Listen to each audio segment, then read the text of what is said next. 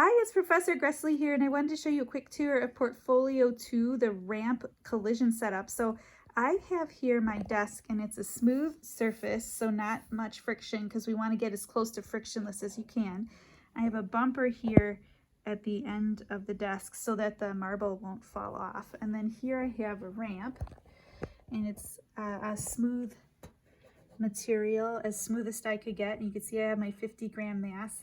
And you see I put my marble really close to the bottom of the ramp. And the reason I did that is because using our roller coaster skills, we can figure out if this mass starts from rest up here, and if you know its height off the table, you can figure out its speed down here if you assume no friction. It's just like a roller coaster problem. So that's why I put the marble here, so I know the speed of the 50-gram mass right as it's hitting the marble. Because watch what happens. Here, let go of that 50-gram mass. It comes to a stop really fast. That's not good.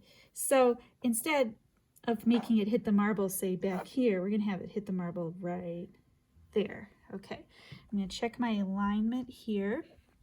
Move my camera back so you can see the whole thing. Okay, ready? Oops, I'm not ready.